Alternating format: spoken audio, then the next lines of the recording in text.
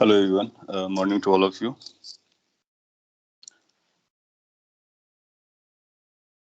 We will proceed towards the lecture.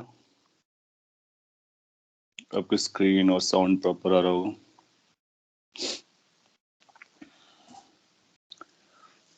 सो अभी तक आपने रे ऑप्टिक्स में लर्न कर रखा है.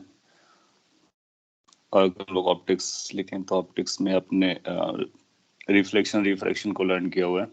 कई तरह के सरफेसेस से रिफ्लेक्शन भी देखा, रिफ्लेक्शन भी देखा. लास्ट में लेंसेज को कवर किया. लेंसेज के साथ बहुत सारे वेरिएशंस किए जा सकते हैं. किसी को कट किया जा सकता है, डिफरेंट मटेरियल्स के रिफ्रैक्टिव इंडिसेस डाले जा सकते हैं, और लेंस को किसी मीडियम के अंदर भी रखा जा सकता है. तो उन सारे केसेस को आप हैंडल कर लोगे. उसके बाद एक और ऑप्टिकल इंस्ट्रूमेंट होता है, डिवाइस होती है, प्रिज्म जिसको कहते हैं.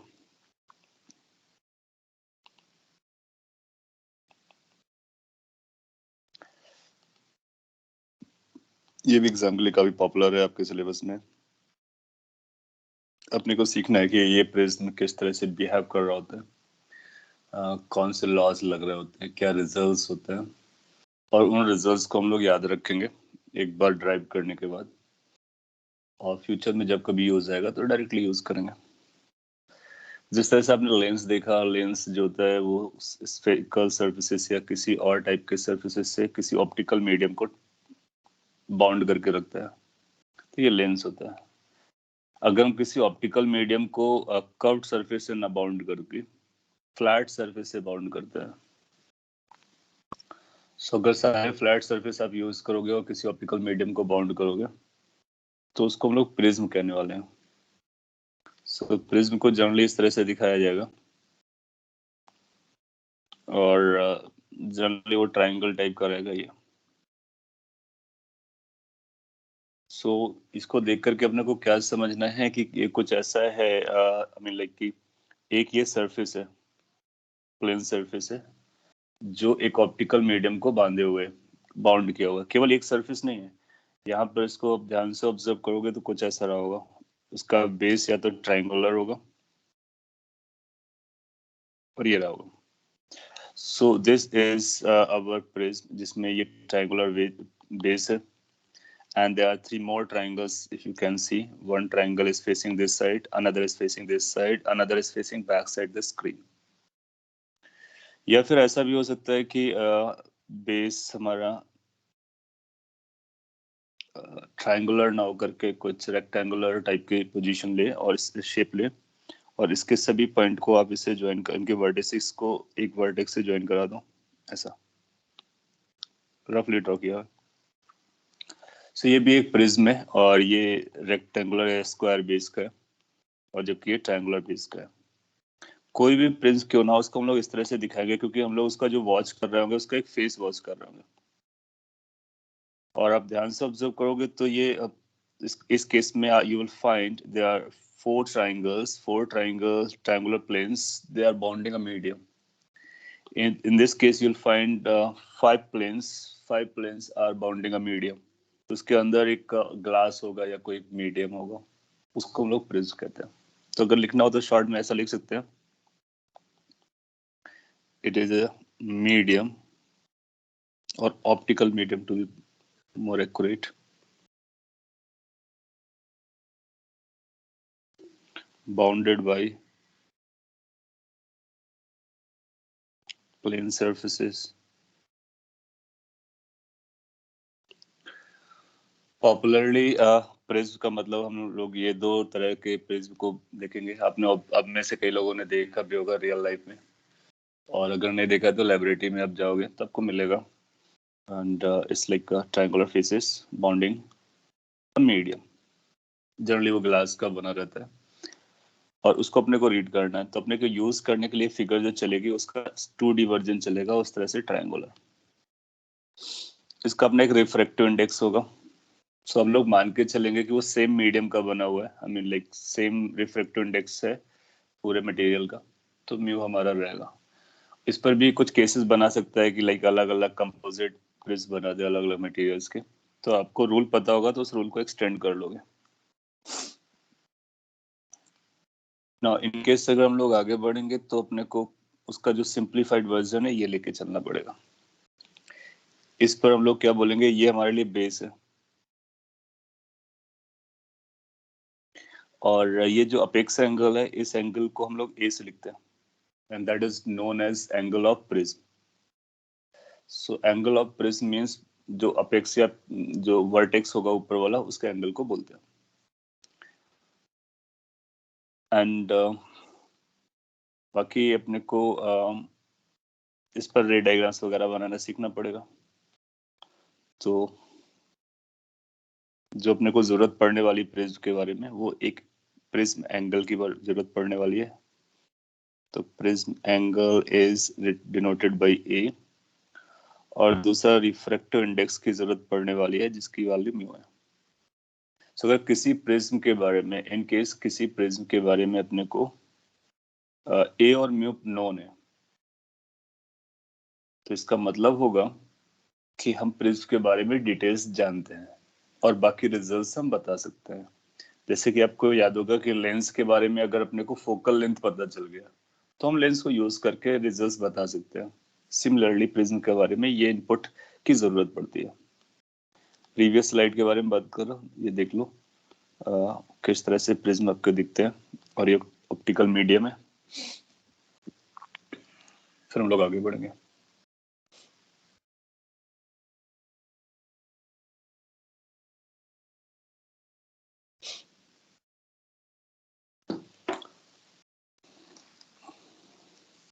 हो गया होगा Ayush. It's an optical medium bounded by the planes. You can visualize it like 3 triangles and 1 triangle at base, 4 triangles and 1 rectangle at base, or square at base. चलता है। और उसका साइड व्यू अपने को ये दिखता है। सो अपने को म्यू का रिक्वायरमेंट होगा और ए का रिक्वायरमेंट होगा। आगे बढ़ करके देखते हैं कि किस तरह से बिहेव करता है अगर हम लोग इस पे लाइट रे को इंसिडेंट करते हैं। So let's say we got a light, बाहर एयर है।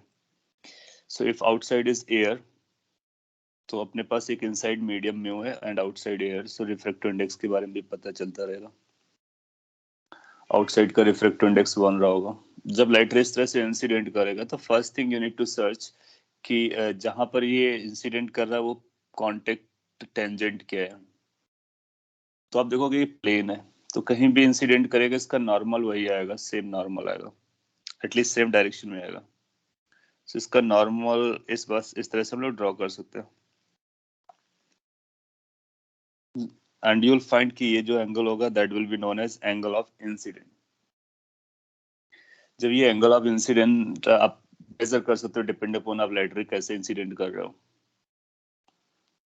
आफ्टर दैट इस लाइट रे को अगर ये मीडियम नहीं रहा होता, रिफ्रैक्टिव इंडेक्स नहीं रहा होता, प्रेस नहीं रहा होता, तो लाइट रे ऐसा जाता। फिर आपसे कोई पूछ सकता है कि अगर हमारा लाइट रे स्ट्रेट नहीं जा रहा है तो फिर इसके बाद 2 ऑप्शंस रहेंगे। ऑप्शन नंबर 1 ऊपर की तरफ, ऑप्शन नंबर 2 नीचे की तरफ, और ये तो अनडेविएटेड केस रहा होता। सो क्या आप बता सकते हो 1 और 2 में किस तरफ जाना पड़ेगा इस लाइट रे को? रिफ्रैक्शन के लॉस लग रहा है, अब पहले आइडेंटिफाई करोगे कि ये रिफ्रैक्शन हो रहा है और आउटसाइड एयर है, म्यू की वैल्यू 1 से बड़ी होती है, दैट मींस डेंसर मीडियम पर जा रहा है। सो सिंपल सी बात है कि ये 1 की तरफ नहीं जा सकता है, स्ट्रेट भी नहीं जा सकता है, it has to bend, it will be bending towards 2। Good. So ये 2 की तरफ जाएगा तो मैं बाकी सबको इरेज कर देता हूँ। इसका मतलब है it has to bend towards the base, towards the base. Since prism के इनसाइड का जो मीडियम है वो सेम रिफ्रैक्टिव इंडेक्स का है, सो प्रिज्म के इनसाइड में जो लाइट रे ट्रेवल करेगी वो स्ट्रेट लाइन पे ट्रेवल करेगी, उसके अंदर बार बार ये बेंड नहीं करेगा। इसके बाद फिर से जब बाउंड्री मीट होगी तो वो सेकेंड बाउंड्री मीट होगी, उसका भी नॉर्मल हम लोग ड्रॉ कर सकते हैं। That means perpendicular to the edge और साइड ऑफ दिस प्रिज्म, तो कुछ ऐसा जाएगा, ये नॉर्मल हो जाएगा। And then you will find कि जो इंसिडेंट एंगल कहलाएगा वो इंसिडेंट एंगल नॉर्मल के साथ इसका जो एंगल बनता है उसी एंगल को हम लोग रीड करते हैं। ये एंगल। अच्छा, रिफ्रैक्टेड एंगल फर्स्ट केस में ये बना होगा नॉर्मल से, तो बेसिकली जो R1 है वो I से कम हो जाएगा, इसका नाम हम लोग R1 बोलने वाले हैं। सेकेंड एंगल जो यहाँ पे बन रहा है वो इंसिडेंट है हालांकि, लेकिन हम उसको R2 के नाम से बुलाएंगे। अगेन यू विल फाइंड कि अपने पास कुछ ऐसा ऑप्शन होगा, ये स्ट्रेट जा सकता है या फिर ये नॉर्मल की तरफ जा सकता है या फिर नॉर्मल से दूर जा सकता है। तो आप देखोगे अब ये डेंसर से रेयरर जा रहा है, तो फिर ये नॉर्मल से दूर जाने की कोशिश करेगा। और अगर दूर जाने की हम लोग बात करेंगे तो फिर आप रियलाइज करोगे कि फिर से ये बेस की तरफ बेंड होगा। तो ये 2 बार बेंड हो रहा है और both times it is bending towards base, जैसे अपना कॉन्वेक्स लेंस हुआ करता था। So, दोनों बार ये टूवर्ड्स बेस बेंड कर जाता है। सो अगर हमको नेट डेविएशन निकालना पड़ेगा तो ये हमारी इनिशियल डायरेक्शन थी और ये फाइनल डायरेक्शन है, और इतना एंगल से ये बेंड हुआ है। इस एंगल को अपने को आगे पता भी करना पड़ेगा और हमारे लिए काफी काम की चीज है ये। अभी के लिए फिलहाल इतना ही। और ये जो बाहर एंगल निकल रहा है, इस एंगल को हम बोलेंगे, नॉर्मल से जो एंगल आ रहा है इसको इमरजेंस एंगल बोलेंगे, ई से इंडिकेट कर देंगे। सो आई की वैल्यू R1 से बड़ी होगी, R1 छोटा पड़ जाएगा, और ई की वैल्यू R2 से बड़ी होगी, R2 अगेन छोटा रहेगा। So this is how we can have two refractions through the prism. तो एक प्रिज्म में बेसिकली 2 रिफ्रैक्शंस होते हैं। अगर 3D में देखोगे तो कोई भी लाइट रे अगर किसी एक फेस पे फॉल होती है तो फिर उसके अपोजिट फेस से निकल जाएगी।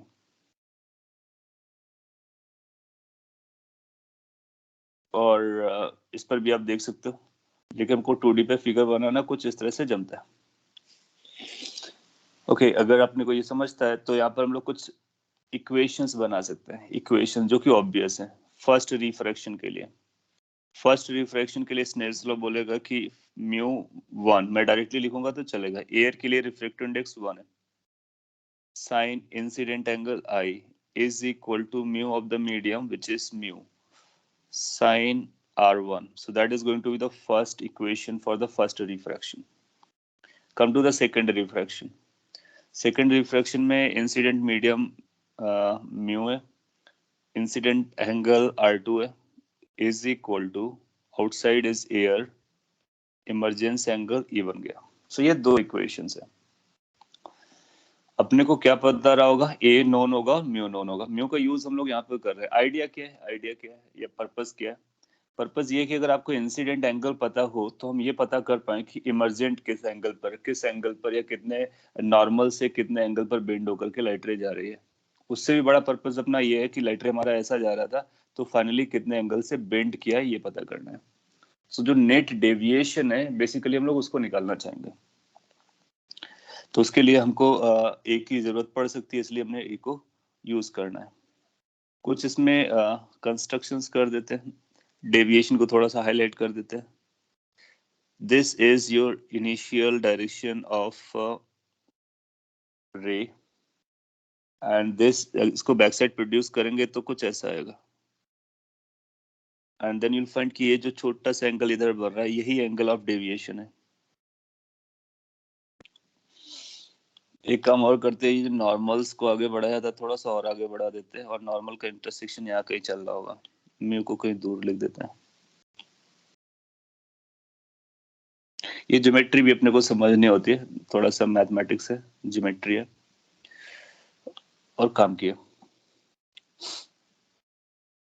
लेट्स से कुछ पॉइंट्स के नाम दे देते हैं। ये जो अपेक्स वाला पॉइंट है इसका नाम ए रखते हैं, और जहां पर ये फर्स्ट रिफ्रैक्शन हुआ था उसको पी नाम दे दिया जा रहा है। जहाँ पर सेकेंड रिफ्रैक्शन हुआ था उसका नाम मैं क्यू दे रहा हूँ। जहाँ पर नॉर्मल्स इंटरसेक्ट कर रहे थे, let's say that point is are, और जहां पर ये डेविएशन वाला पॉइंट टिप मिल रहा है उसका नाम एस दे देते हैं। सो यहाँ पे कई सारे ट्राइंगल्स, रेक्टेंगल्स देख सकते हो आप अगर आपको पिक्चर प्रॉपरली दिख रहा है तो, और फिर उसमें कुछ रिलेशंस पता कर सकते हैं। पर्पस अपना है ए के टर्म में, म्यू के टर्म में, दैट मीन्स इनपुट के टर्म में अपने को आउटपुट दैट मीन्स डेविएशन चाहिए या फिर इमरजेंट एंगल चाहिए। ये इक्वेशंस अपने को क्या बताएंगे? लेट्स से इंसिडेंट एंगल अपने को पता है, म्यू नोन है, so first equation will help us to find out R1। तो R1 अपने को पता चल गया। फिर सेकेंड इक्वेशन में आओगे तो आपको पता चलेगा कि म्यू अपने को नोन है, R2 को पता करना है, E को पता करना है। तो सेकेंड इक्वेशन में 2 अननोन है और फर्स्ट इक्वेशन में 1 अननोन है। तो फर्स्ट इक्वेशन तो सॉल्व हो जाएगा, R1 बता देगा। सेकेंड इक्वेशन में 2 अननोन रहेंगे तो अपने को एक और इक्वेशन पता करनी पड़ेगी R2 और E में। तो पता करते हैं। कुछ चीजें यहाँ पर ऑब्वियसली अपने को दिखने वाली हैं, अगर आप ध्यान से ऑब्जर्व करो। मैं ट्राइंगल को हाईलाइट करता हूँ। इन केस ये PSQ ट्राइंगल को वॉच करो। इस PQS ट्राइंगल में आपको डेल जो होगा वो एक्सटीरियर एंगल जैसा नजर आ रहा होगा, एक्सटीरियर एंगल जैसा नजर आ रहा होगा। और उसका जो वैल्यू आएगा ये 2 इंटीरियर एंगल्स के सम के बराबर आएगा, ऐसा मैथ्स बोलता है।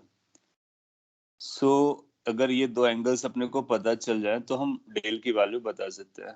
फिर आप ध्यान से ऑब्जर्व करोगे तो ये 2 एंगल अपने को जमता है, क्योंकि अगर आप ये पूरा एंगल देखोगे तो ये पूरा एंगल आई हुआ करता था, लेकिन उसमें से अगर हम R1 को कम कर देंगे तो ये बचा हुआ एंगल पता चल जाएगा, तो ये एंगल अपने को नोन हो जाएगा।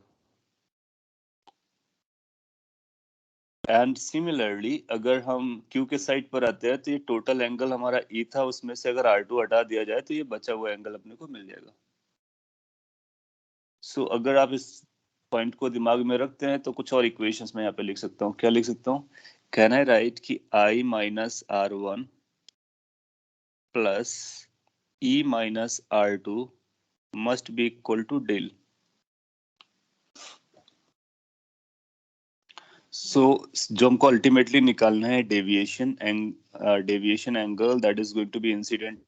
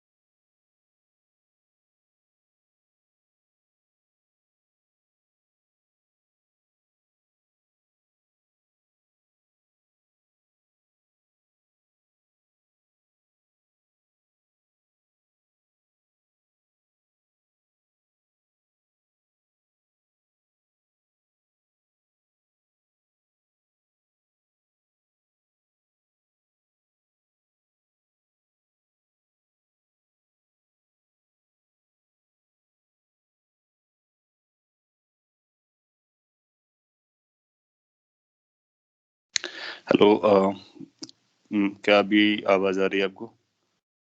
इनके सारी तो लोग प्रोसीड कर सकते हैं।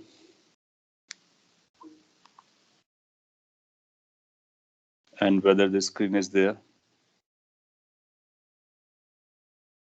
Okay good. हाँ, वो पावर डिस्ट्रप्शन हुआ था। सो मैं जहाँ से छोड़ा था उसी के आगे बढ़ता हूँ। Give me one more minute.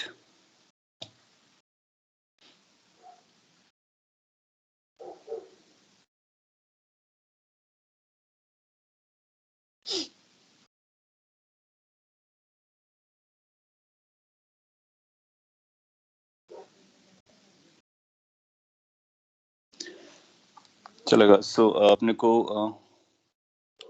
ये स्क्रीन दिख रहा होगा और यहाँ से अपने angle of deviation we have written in terms of incident angle, emergent angle, R1 and R2. Now, in case I is known to us, then R1 will be known to us. That means I और R1 पता होगा, E और R2 अभी unknown है हमारे लिए, तो उनको हम सिंप्लीफाई करना चाहेंगे। So how it works उसके आगे मैं एक्सप्लेन करता हूँ। ओके, चलेगा। सो इन केस अगर हम एक और भी ट्राइंगल को या फिर अगर हम लोग ट्राइंगल को यूज करते हैं, लेट्स से नीचे वाला ट्राइंगल। सो आप देखोगे R1 और R2 अपने को पता है, तो ये R एंगल अपने को पता चल जाएगा 180 minus that thing, you know, उससे हम ये R एंगल को पता कर सकते हैं। फिर अपने को अगर एक क्वाड्रिलेटरल नजर है ये,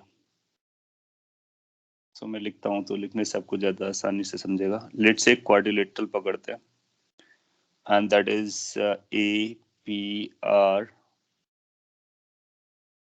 क्यू, सो ए से P, R Q and A, इस क्वाड्रिलेटरल को अगर वॉच करो, सो इस क्वाड्रिलेटरल में अपने को कुछ एंगल्स नजर आ रहे होंगे, जैसे एंगल ए होगा प्लस एंगल पी होगा प्लस एंगल आर होगा प्लस एंगल क्यू होगा। क्या आप बता सकते हो कि अगर हम किसी क्वाड्रिलेटरल के इंटीरियर एंगल्स को ऐड करते हैं, सभी एंगल्स को, तो टोटल सम कितना जाता है? ट्राइंगल्स में हम लोग जानते, सभी लोग जानते हैं, लाइक ट्राइंगल्स में 180 जाता है, सो यस 360 डिग्री जाता है। सो अब उसको याद रखेंगे, सो ये 360 डिग्री के बराबर हो जाएगा। थोड़ा सा मैथमेटिक्स था। अच्छा, इसके बाद में कैन वी से कि एंगल पी अपने को दिख रहा है और एंगल क्यू भी दिख रहा है। If you look angle P, so angle A P ये इसका साइड था और पी आर नॉर्मल था, तो 90 डिग्री रहा होगा। So you'll find कि P angle is 90 degree, Q angle is also 90 degree. Why? Because these are the angles between the side of the prism as well as the normal. अगर हम P और Q की value यहाँ पे substitute कर देते हैं और इन दोनों रिजल्ट्स को एक साथ अगर मर्ज करते हैं, तो अपने पास कुछ आइडिया है कि angle A plus angle R, आप एंगल वर्ड सिंबल ना भी लगाओ तब भी चलेगा, मतलब उसका हमारा वही है।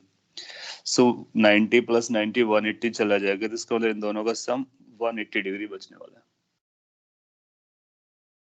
देन आफ्टर अभी जो ट्राइंगल की बात हमने की, तो उस ट्राइंगल को भी हाईलाइट कर देते हैं। So if you watch the triangle P Q R, in this triangle you will definitely able to find कि जो एंगल आर है उसकी value 180 degree minus R one plus R two होगी, या फिर ऐसा बोलो कि R one angle plus R two angle plus R का एंगल, ये अंदर वाला, इन सबको मिला दिया जाए तो 180 होता है। अब ये जो रिजल्ट है और ये जो रिजल्ट है, अगर दोनों को हम लोग एक साथ मर्ज करें या फिर इसको रीराइट कर देते हैं, इस तरह से लिखने में आपको ज्यादा अच्छा भी लगेगा कि angle R one plus angle R two plus angle R, this must be equal to 180 degree. Compare करना भी आसान लगेगा। कंपेयर दीज टू टुगेदर, जब आप इन दोनों को एक साथ कंपेयर करोगे तो आपको एक और रिजल्ट मिल जाएगा। क्या मिल जाएगा? बहुत अच्छा रिजल्ट है, बहुत काम का है, कि जो प्रिज्म एंगल ए होता है वो prism angle A basically R one plus R two होता है। सो जो आर वन आर टू हम लोगों ने यूज किया है, उस आर वन और आर टू की जो वैल्यू होती है वो प्रिज्म एंगल के बराबर होती है, उनका एडिशन। और ए अपने को गिवन होगा, म्यू गिवन होगा।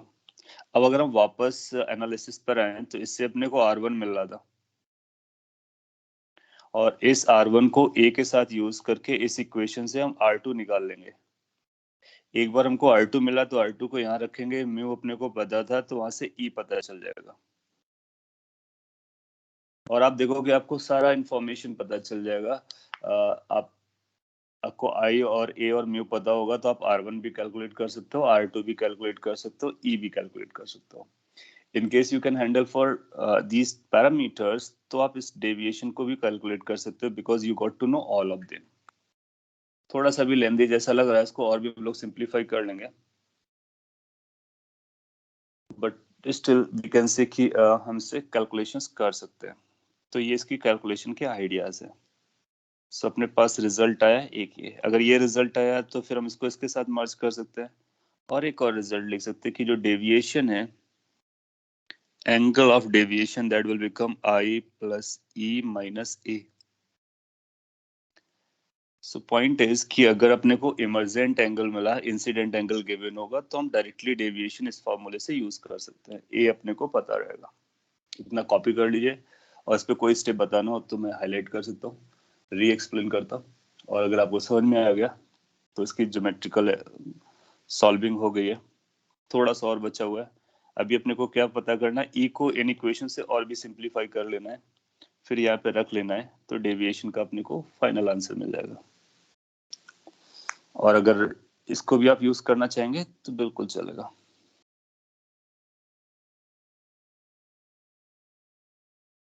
Copy it.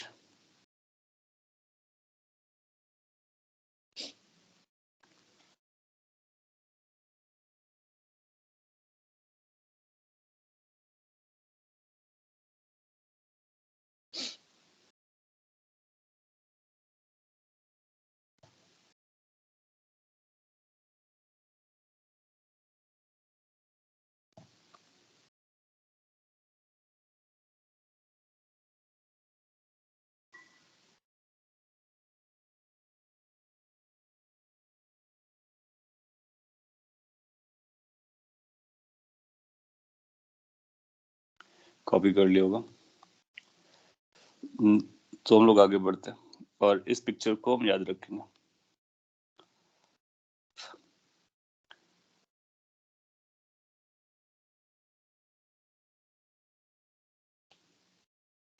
इसके बाद अपने को डेविएशन निकालने के लिए जनरली वो मिनिमम डेविएशन के बारे में बात करेगा।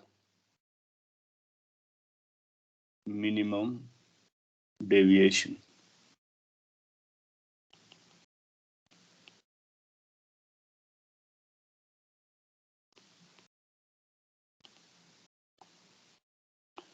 अगर मिनिमम डेविएशन पूछा जाएगा तो कैसे निकालेंगे मिनिमम डेविएशन, इसको भी समझते हैं।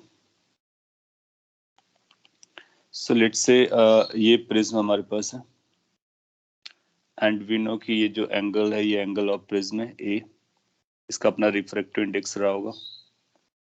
एंड देन लेट्स से एक लाइट रे अपने पास आ रही है और अब आप समझ सकते हो कि ये थोड़ा सा बेंड होगी एंड देन फर्दर बेंड होगी, इस तरह से आप बना सकते हो। तो टोटल कितना बेंड हो रहा है वो हम पता कर सकते हैं। And then you can go for the normals to find out कि इंसिडेंट एंगल और इमर्जेंट एंगल कितना है।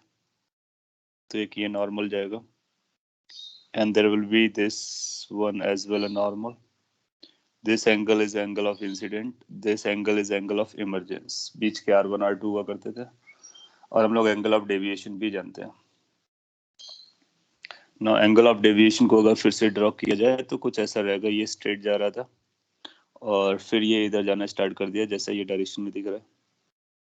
इसको बैक साइड प्रोड्यूस कराने से यू विल गेट कि एक एंगल अपने को यहाँ पे मिल रहा है, दिस एंगल, छोटा सा एंगल, छोटी सी फिगर है, इसी को डेविएशन कहते हैं।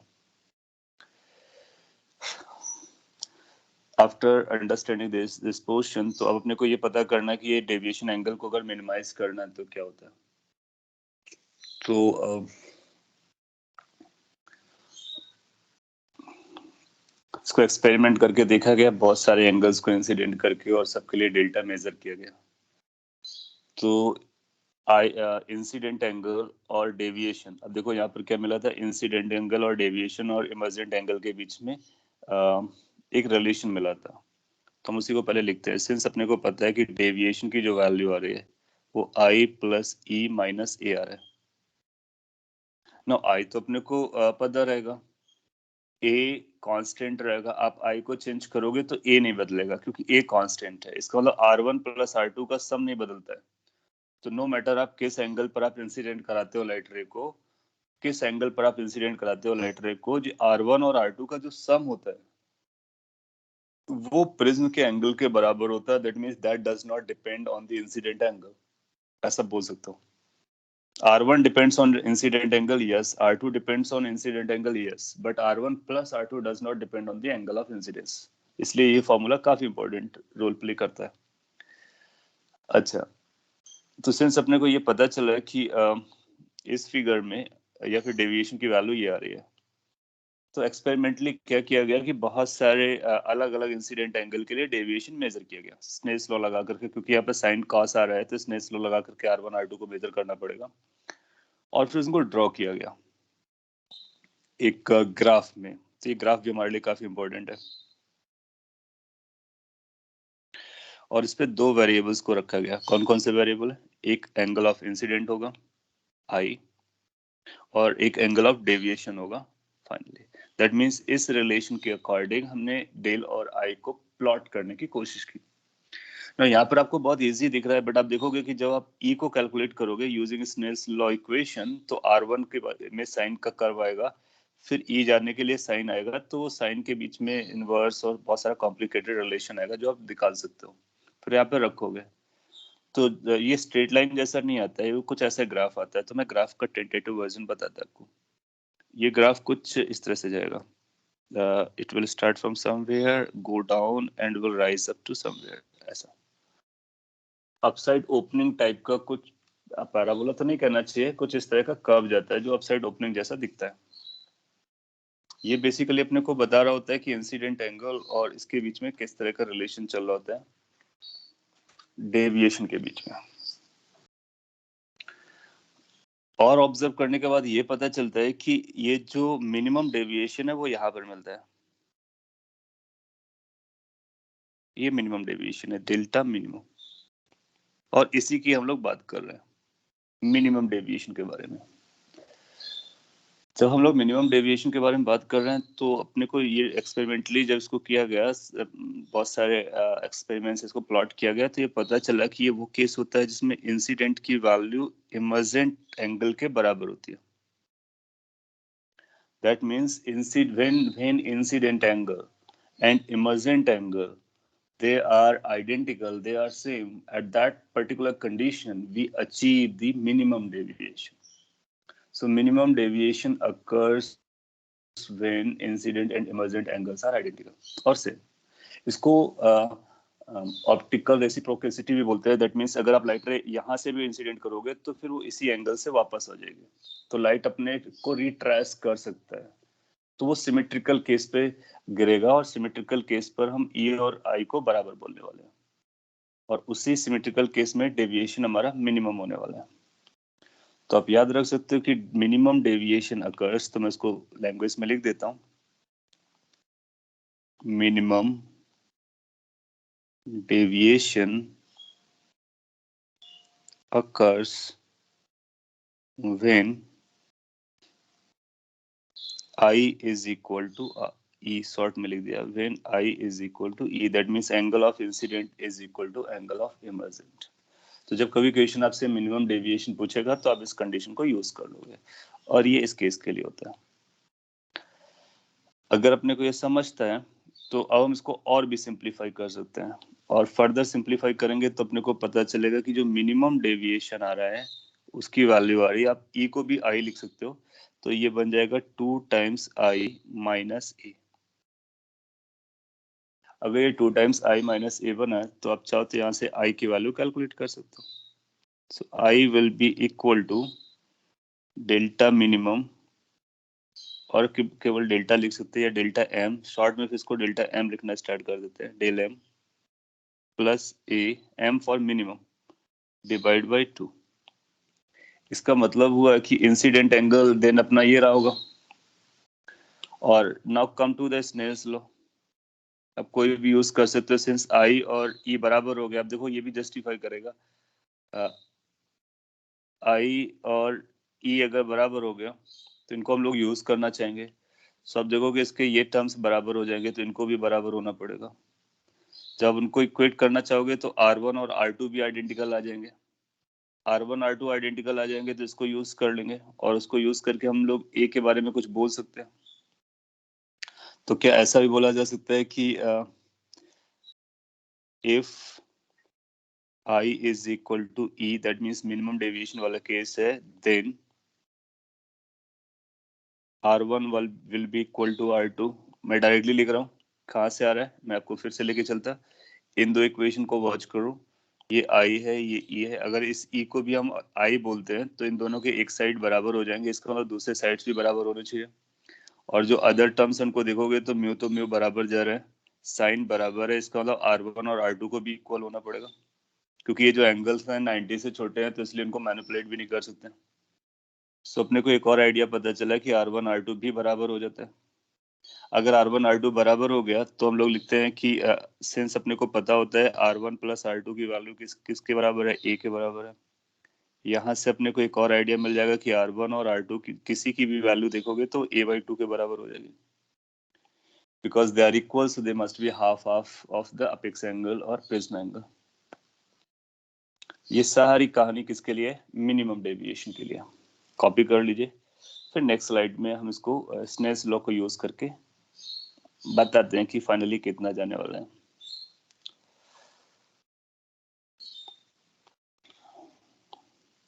तो एक यहाँ पर कैलकुलेशन की है,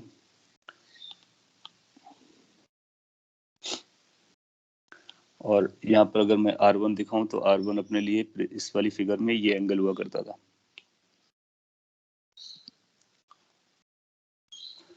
ओके, यहाँ पर भी मैं लिख सकता हूँ अभी। फर्स्ट केस में फिर से स्नेल्स लॉ लगा देते हैं जो उधर प्रीवियस स्लाइड पे लिखा हुआ है, तो आपको मिलेगा 1 that is for air sine incident angle is equal to mu, that is for refractive index of this medium, into sin r1. Now I की वैल्यू भी हम लोगों ने लिख लिया है डेल के टर्म में और एंगल के टर्म में, r1 की वैल्यू भी अपने प्रिज्म के एंगल के टर्म में लिख ली है। अब इन दोनों वैल्यूज को यहाँ पे हम सब्स्टिट्यूट कर सकते हैं। तो सिंस ये अपने को पता था, कैरी फॉरवर्ड करते हैं, साइन आई के प्लेस पर हम लोग लिख सकते हैं delta m plus a by 2 is equal to mu times sine r1 के प्लेस पर लिख सकते हैं a बाई 2। सो ये एक रिजल्ट मिला, इसी रिजल्ट को हम लोग प्रिज्म फॉर्मूला बोलते हैं, और ये सभी कैलकुलेशन को सिंप्लीफाइड करके एक फॉर्मूले में बनाया गया है। So that is known as prism formula. जैसे अपने पास लेंस फॉर्मूला हुआ करता था, मिरर फॉर्मूला हुआ करता था, उसी तरह से हमारे पास एक प्रिज्म फॉर्मूला है। दैट मीन्स इसको यूज करके आप डायरेक्टली प्रिज्म के इक्वेशन का आंसर दे सकते हो, जो कि मोस्ट लाइकली है जो आपसे पूछा जाएगा। क्या बोल रहा है ये फॉर्मूला, अगर ध्यान से ऑब्जर्व करो। अगर अपने को एक प्रिज्म पता होगा तो आपको ए और म्यू पता होगा, तो वो आपको ए बताएगा, म्यू बताएगा। पता क्या करना पड़ेगा, डेविएशन, और यही काम ये कर रहा है। आप ए की वैल्यू रखोगे, म्यू की वैल्यू रखोगे और सिंप्लीफाई करोगे, तो जो अननोन है डेल्टा एम वो पता चल जाएगा। दैट मीन्स क्या पता चल जाएगा, मिनिमम डेविएशन के बारे में पता चल जाएगा। कॉपी कर सकते हो। आपने लिखा is it always valid, yes it is valid always, और बस एक ही कंडीशन यहाँ पे चल रही है, डेविएशन का मतलब मिनिमम डेविएशन। हाँ, एक ही कंडीशन चल रही है, इज फॉर मिनिमम डेविएशन। और अगर आपसे कभी मिनिमम डेविएशन नहीं पूछता है, डेविएशन पूछता है, तब भी आप ये लगा सकते हो, अगर केवल आपको म्यू पता है और ए पता है, क्योंकि डेविएशन का मतलब हमारा फिर मिनिमम डेविएशन से रहेगा। कई बार क्या होता है कि क्वेश्चन की लैंग्वेज में वो मिनिमम नहीं लिखता है, ऑब्वियस मान के चलता है, सो आप उसको यूज कर सकते हो। बाकी केयरफुल ये रहना है कि अगर उसकी इंटेंशन है कि मिनिमम ना निकाल करके कोई और निकालना है, तो फिर वो आपको ई के बारे में बताएगा, और फिर हम उसको ई को यूज करके इस फॉर्मूले से बताएंगे। तो हमारे पास जो जनरल फॉर्मूला है वो ये फॉर्मूला है, और वर्केबल फॉर्मूला ये लास्ट वाला। सो इन 99% केसेस पे अपने को ये यूज करना पड़ेगा प्रेजेंट फॉर्मूला।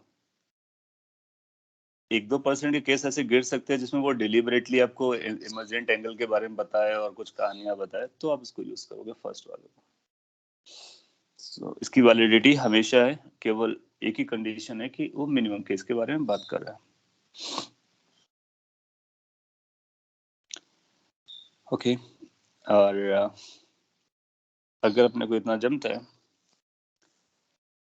तो फिर हमको मिनिमम डेविएशन पता चल गया, और इसको हम लोग यूज कर सकते हैं। अभी भी आप देखोगे कि न्यूमेरिकल क्वेश्चंस जो आएंगे ना, उसमें से थोड़ा सा इश्यू बनेगा। क्या इश्यू बनेगा, अपने को तो मिनिमम डेविएशन निकालना है, और मिनिमम डेविएशन साइन के अंदर है, तो आप साइन को इस साइड ले जाओगे तो उसमें साइन इनवर्स लगाओगे, फिर उसके बाद डेल्टा एम निकालोगे। तो या तो बहुत अच्छे नंबर दे करके आपसे डेल्टा एम के बारे में पूछ सकता है, और या फिर इसको और भी सिंप्लीफाई कर सकते हैं। जब हम लोग इसको और भी सिंप्लीफाई करेंगे तो फिर कुछ और कंडीशंस लेके आनी पड़ेंगी, क्योंकि अभी तक कंडीशंस कम से कम लगाने की कोशिश की गई है। तो पहले एक मैं क्वेश्चन आपको इस पे दे देता हूँ, फिर इसके बाद इसको और भी सिंप्लीफाई करेंगे।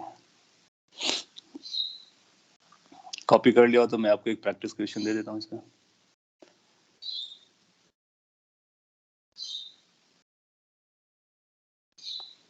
छोटा सा एग्जांपल है।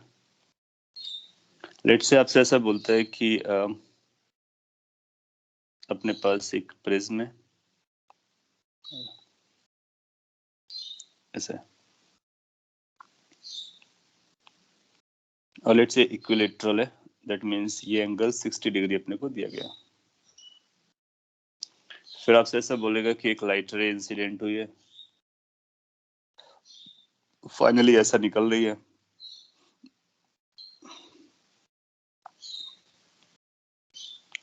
और इसका रिफ्रैक्टिव इंडेक्स के बारे में बोल रहा है म्यू। सो म्यू की वैल्यू लेट से √3 दी है आपको, और कहता है फाइंड डेविएशन और minimum deviation. Of incident ray.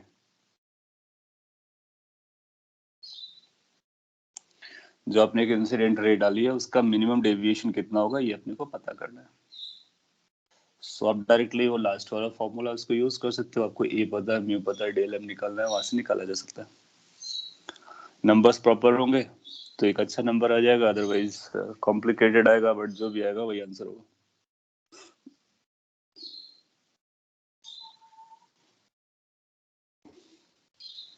सभी लोग ट्राई करें।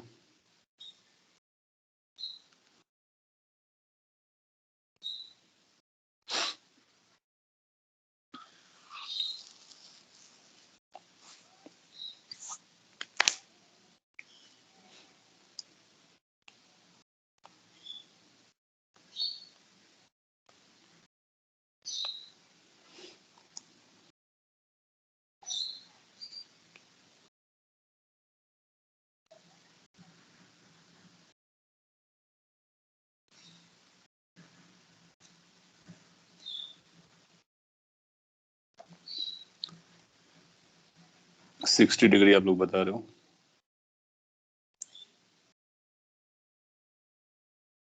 हाँ, तो कुछ अच्छा नंबर आ रहा है, इसका मतलब है कि नंबर्स प्रॉपर शूट कर गए होंगे।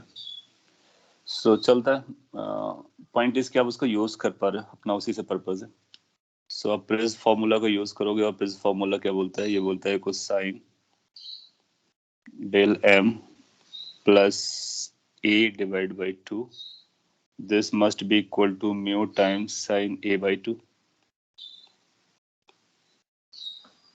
और अपने को ए पता है, how much this angle is, that is 60 degree, how much mu is, that is √3।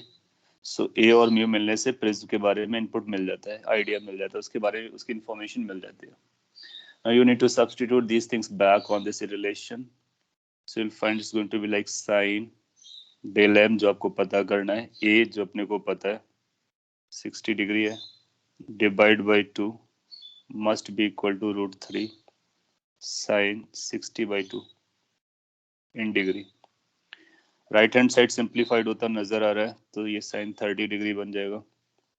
sin 30 degree की वैल्यू अपने को पता होती है 1/2 होती है, तो sin something is equal to √3/2 आ रहा है। इसका अपना मतलब होता है, इसका मतलब होता है कि ये जो एंगल है, ये अगर √3/2 टोटल साइन के साथ दे रहा था, तो इसका मतलब ये 60 डिग्री के बराबर होना चाहिए। That means what it simply means कि डेल्टा एम की जो वैल्यू आ रही है 120 डिग्री माइनस 60 डिग्री के बराबर आना चाहिए। दैट मीन्स मिनिमम डेविएशन जो जाएगा वो 60 डिग्री जाएगा, मिनिमम डेविएशन जो जाएगा वो 60 डिग्री जाएगा। तो अपने को पता चल जाता है, तो इसको कॉपी कर सकते हैं। इसका मतलब 60 डिग्री हमारा करेक्ट आंसर आ रहा है। सो बेसिकली आपने ये लर्न कर लिया कि किसी भी प्रिज्म में हम उसका मिनिमम डेविएशन कैसे कैलकुलेट करते हैं, या उसके अंदर में और क्या क्या कहानियां चल रही होती है, वो सारी स्टोरीज के बारे में मैंने एक्सप्लेन किया। और एक ये फॉर्मूला है, थोड़ा सा लेंदी लग रहा है, बट 2-4 बार आप लिखोगे तो आपको याद हो जाएगा, और डायरेक्टली आप इसको यूज कर सकते हो। You can use it directly.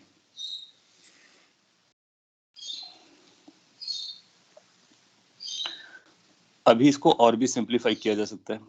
कैसे कर सकते हैं वो मैं आपको आगे बताता हूँ। सो ये आप कॉपी कर सकते हो,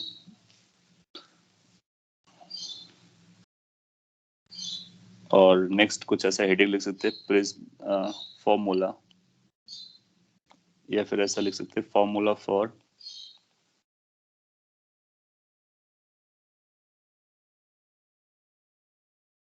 thin prism. So thin word use करने से एक कंडीशन को इन्वॉल्व किया जा रहा है। कौन सी कंडीशन को इन्वॉल्व किया जा रहा है वो समझते हैं। थिन प्रिज्म का मतलब होगा कि एक ऐसा प्रिज्म है जिसका एंगल ऑफ प्रिज्म स्मॉल है। सो अगर मैं इसको ड्रॉ करूं, सो कुछ ऐसा होने का कि दैट मीन्स ये जो एंगल है, angle of prism, it should be small. If the prism angle is small, then we can simplify the formula of prism to a great extent. So thin prism means if prism angle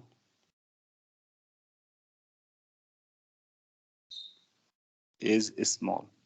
since ये जो angles होते हैं ना वो radiance में होते हैं, और हम लोग जानते हैं रेडियन में पाई बाई 180 से डिवाइड लिखते हैं, तो पाई बहुत छोटा नंबर होता है, 180 बहुत बड़ा होता है, तो ये जनरली स्मॉल ही होगा। जैसे 10 डिग्री की बात करो तो पाई के टर्म में लेके जाओगे रेडियन के टर्म में तो काफी छोटा हो जाएगा। इनफैक्ट 30 डिग्री जो पाई बाई 6 होता है, सो पाई बाई 6 की वैल्यू कितनी आती है, पाई बाई 6 ये ये 3 होता है ना, 0.5 या उससे छोटी आ रही है। सो 30 डिग्री भी 0.5 के आसपास जा रहा है, तो अगर 5-10 डिग्री का है तो हम उसको स्मॉल कैटेगरी में रख सकते हैं, डिपेंडिंग अपॉन अगर आपको ऐसा बड़ा नंबर मिले, जैसे इस वाले केस में प्रिज्म एंगल 60 डिग्री दिया गया था, तो ये एक बड़ा प्रिज्म है, इसको हम थिन प्रिज्म की कैटेगरी में नहीं रखने वाले हैं। और अदरवाइज अगर छोटा एंगल दिया जाएगा, जैसे 5 डिग्री हो गया, 10 डिग्री हो गया, 12 डिग्री, 15 डिग्री तक भी आप उसको यूज कर सकते हो, तो पता चल जाएगा कि वैल्यूज कैसे दे रहे हैं उसके बेसिस पे। एनीवे, सो अगर ये एंगल होगा देन क्या होने वाला है, देन यूल फाइंड कि अगर एंगल छोटा होता है ना तो उसका साइन वर्जन भी छोटा होता है। तो what about sine a by 2? आप बोलोगे साइन a बाई 2 की वैल्यू हम a बाई 2 लिख सकते हैं।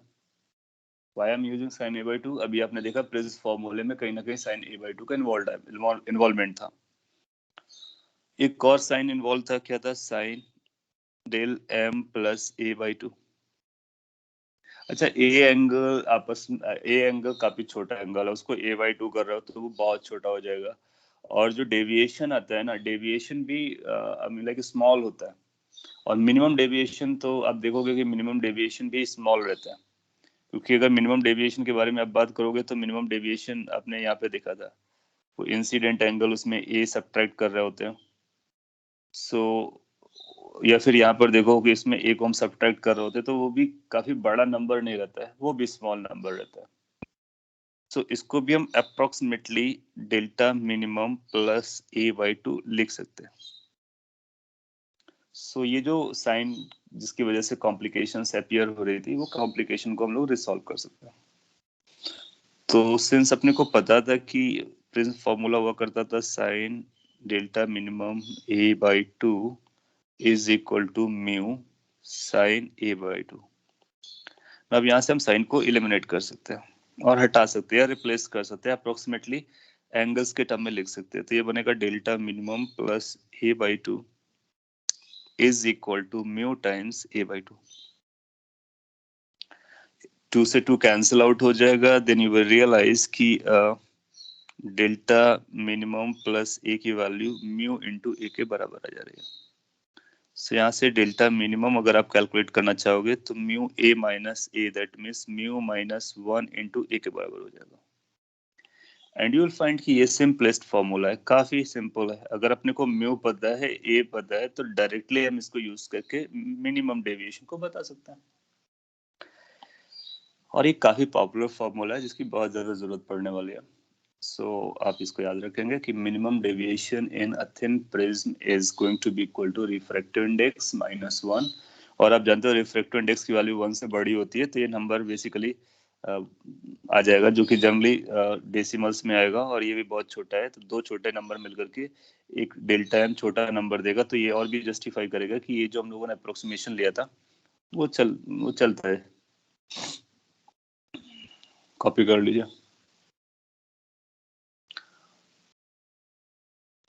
सो मोस्टली आप इस फॉर्मूले को यूज कर रहे होगे एग्जाम्स में, और आगे की जो भी कैलकुलेशन होगी तो इसको यूज करेंगे। लेकिन जब कभी बड़ा प्रिज्म दिया जाएगा तो अपने पास ये फॉर्मूला है।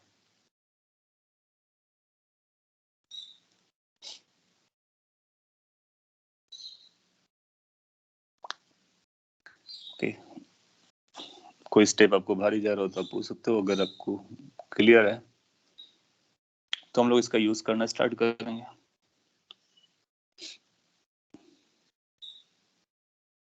For this formula even I should be small.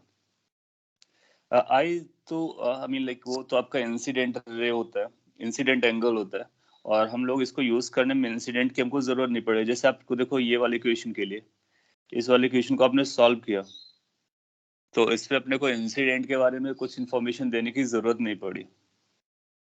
सो इस पर भी अपने को इंसिडेंट के बारे में इंफॉर्मेशन देने की जरूरत नहीं पड़ती है। तो हम मान सकते हैं कि स्मॉल एंगल पर अगर आप ये पूछ रहे हो तो आप स्मॉल एंगल पर भी तो उसको टेस्ट कर सकते हो। स्मॉल एंगल पर इंसिडेंट एंगल पर ही अपना काम कर जाएगा। तो एग्जाम में क्या करेगा, वो क्वेश्चन में कई बार वो मेंशन नहीं करेगा कि स्मॉल है या फिर लार्ज है, तो हम इसको यूज करेंगे। अपने को क्या जज करना है, ए को जज करना है कि प्रिज्म एंगल स्मॉल है या नहीं। और डेल्टा मिनिमम, आपका जो कंसर्न आ रहा है वो इस पॉइंट से आया होगा कि डेल्टा मिनिमम, इसीलिए मैंने इसको हाईलाइट किया। आपको यह लगा होगा कि अगर हमारा आई बहुत बड़ा हो गया तो फिर ये नंबर बड़ा हो सकता है, एग्रीड। और उस चीज को आप देखो, यहाँ पर भी जस्टिफिकेशन मिला कि अगर हमारा म्यू, ये नंबर देखोगे जनरली डेसिमल्स में आएगा, क्योंकि म्यू की वैल्यू 1 पॉइंट समथिंग होती है, फिर 1 के आसपास जाएगा। ए ऑलरेडी छोटा है, तो दो छोटों का प्रोडक्ट जो है वो आपस में छोटा आएगा, तो ये क्लियर कर रहा है कि मिनिमम डेविएशन हमारा एक छोटा एंगल है। इसका मतलब जो है अप्रोक्सीमेशन हम लोगों ने यहाँ पे लिया, ये बैक साइड से मैं जस्टिफाई करने की कोशिश कर रहा हूँ। तो एक एडिशनल पॉइंट मिला कि जो हमारा रिजल्ट आ रहा है वो भी तो बता रहा है कि ये मिनिमम डेविएशन जो है हमारा छोटा रहता है, तो हम इसे अप्रोक्सीमेट कर सकते हैं, तो ये एक्सेप्टेबल है। और इस पे अपने को इनपुट एंगल के बारे में, इंसिडेंट एंगल के बारे में कुछ भी कहने की जरूरत नहीं है। क्यों? क्योंकि इस कैलकुलेशन में उसकी जरूरत नहीं पड़ रही है। ओके, अगर आपको ये समझ में आ गया तो आप हमको क्या कर सकते हो, मल्टीपल प्रिज्म दे सकता है और उसके बाद बेसिस पे बोल सकता है कि टोटल डेविएशन कितना आने वाला है। सो लेट्स से कि अपने पास एक ये प्रिज्म है, कलर चेंज करता, एक ये प्रिज्म है और एक ये प्रिज्म है। अभी दो प्रिज्म को दिखाते हैं। एंड कोई एक इंसिडेंट लाइट रे आपको दिखाई गई है। yes.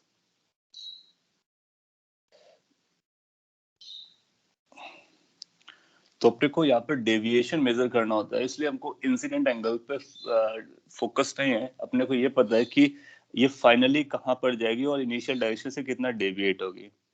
तो आप ये समझ सकते हो कि यहाँ पर ये थोड़ा सा, मतलब ये according to the refractive index bend करेगी और स्ट्रेट ना जाकर के टूवर्ड्स द बेस बेंड करेगी, फिर इसके बाद further toward the base bend करेगी। यहाँ पर जाने के बाद देन यू विल रियलाइज कि this won't go straight forward, rather it will be bending towards here, and then it will be further bending towards here. सो जो लाइट रे है वो बेंड करती हुई चली जाएगी। आप बहुत सारी प्रिज्म लगा सकते हो, आप उसके पाथ को चेंज कर सकते हो, उसके पाथ को बेंड करा सकते हो। तो इनकेस हम लोग ऐसा बोलते हैं तो आपसे पूछ सकता है कि टोटल डेविएशन क्या होगा, नेट डेविएशन या total deviation in case of two prism. So उसको आप कैसे जस्टिफाई करोगे या पता करोगे? आप देखोगे कि आपका जो लाइट रे है, इन केस कोई भी प्रिज्म नहीं रहा होता तो ये इस तरह से गया होता straight. This was its original path, ultimately this is moving like this. तो इसका मतलब इसको बैक साइड प्रोड्यूस करोगे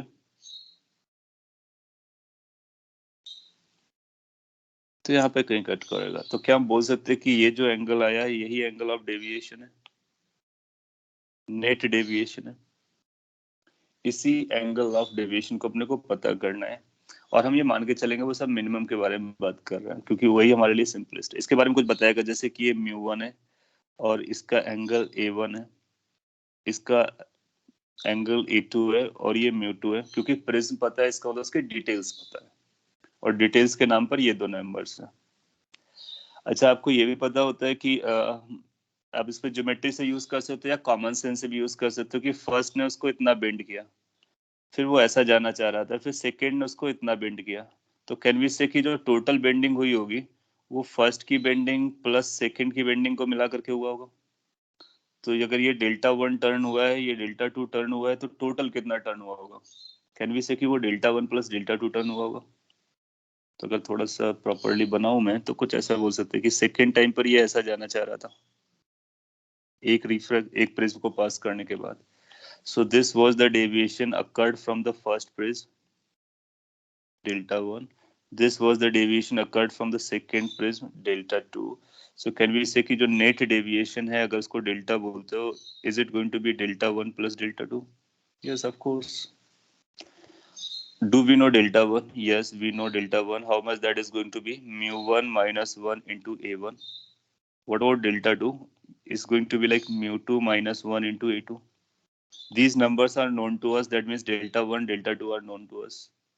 If you collect them together, you'll find कि net deviation is going to be like mu 1 minus 1 into A1 plus mu 2 minus 1 into A2.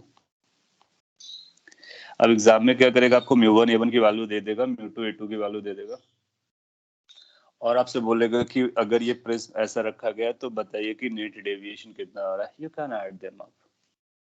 In fact अगर दो से ज्यादा भी प्रिज्म है तो आपको कोई बड़ा इश्यू नहीं बनेगा. You can keep on adding. But आपको ध्यान ये रहे कि ये अपने वर्टेक्स ऊपर है ताकि ये बेस नीचे रहे, क्योंकि आप जानते हो बेस की तरफ बेंड करता है. फिर क्या करेगा कि किसी एक को अपसाइड डाउन कर देगा. तो अगर किसी को अपसाइड डाउन किया गया तो क्या होने वाला है, तो उसको भी मैं एक्सप्लेन कर देता हूँ. पहले आप इसको ड्रॉ कर लो, और अपसाइड डाउन को भी मैं इसी पे ड्रॉ कर देता हूँ. तो दूसरा केस ऐसा हो सकता है, लेट्स से ये प्रिज्म आपका ऐसा रखा था और दूसरा प्रिज्म आपका ऐसा नहीं है जैसा बनाया है, बल्कि इसका रिवर्स वर्जन है ऐसा. आपको बोलेगा कि दिस इज, ये नंबर्स के बारे में बताएगा. Prism angle is A1, refractive index इसका μ1 है. ये प्रिज्म एंगल A2 है, रिफ्रैक्टिव इंडेक्स इसका μ2 है. इसका बेस अभी भी यही है. तो जो फ्लैट पार्ट होता है वो बेस होता है, जो वर्टेक्स होता है इस तरह का वो उसका प्रिज्म एंगल होता है. नाउ इसको भी आप जस्टिफाई कर सकते हो रे डायग्राम से. सो अगर आपने कोई एक लाइट रेस पे इंसिडेंट कराई है, लेट्स से ये, तो आप जानते हो कि थोड़ा सा ये इधर बेंड करेगा, डिपेंड अपॉन दिस, फिर ऐसा बेंड हो जाएगा. टूवर्ड्स बेस बेंड होता है.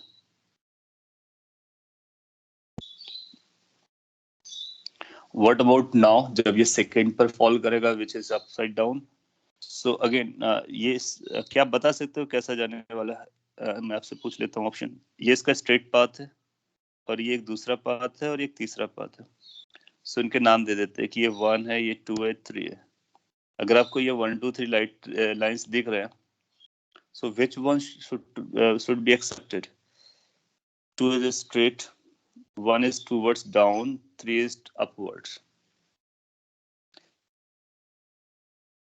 So you are there and you are listening. That's good. साथ ही साथ आपको समझ में भी आ रहा है, it bends towards the base. Yes. So आप पाओगे कि ऊपर की तरफ चला जाएगा, ये बेस की तरफ बेंड करेगा. परफेक्ट. और नीड नॉट टू से उसके बाद आपको पता चलेगा कि ये फिर से ऊपर की तरफ जाएगा, बेस की तरफ जाएगा.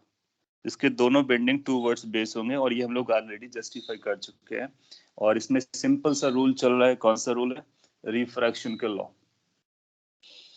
अब आपसे पूछेगा कि टोटल डेविएशन बताइए कितना चल रहा है. सो आप देखोगे कि फर्स्ट केस में अगर आप देखना चाहो, सो ये ऐसा जाना चाह रहा था, but it had bend toward this by delta 1. In the second case, second prism में ये ऐसा जाना चाह रहा था, लेकिन ये बेंड हो गया ऊपर की तरफ बाय डेल्टा 2. सो इस केस में आपको ऐसा भी पूछा जा सकता है कि क्या वो पैरेलल आए, अब मिलेंगे आपको, बिल्कुल पैरेलल मिल सकते हैं अगर डेल्टा 1 डेल्टा 2 बराबर हो. दैट मींस जितना डाउन साइड बेंड हुआ उतना ही अप साइड बेंड हुआ. इसका मतलब ओरिजिनल डायरेक्शन में आ गया. अगर डेल्टा 1 बड़ा है, इसका मतलब डाउन साइड बेंड हुआ होगा. डेल्टा 2 बड़ा है तो इसका मतलब अप साइड बेंड हुआ होगा इन नट सेल. तो हम नेट डेविएशन को कैसे लिख सकते हैं? इस केस में जो नेट डेविएशन आएगा, अगर उसको हम डेल से लिखते हैं, तो net deviation is going to be delta 1 minus delta 2. मैंने डेल्टा 1 को पॉजिटिव लिखा हुआ है, डेल्टा 2 को नेगेटिव लिखा हुआ है. इसका मतलब है अगर ये नंबर पॉजिटिव आता है तो डेल्टा 1 की डायरेक्शन में बेंड हुआ होगा. दैट मींस अल्टीमेटली लाइट रे इस डायरेक्शन में ना जाकर के कुछ नीचे की तरफ जा रही होगी. और अगर ये नंबर नेगेटिव आया है, इसका मतलब है इस डायरेक्शन में ना जाकर के कुछ ऊपर जा रही होगी, अप साइड डायरेक्शन में. तो डेल्टा 2 की डायरेक्शन में गई होगी.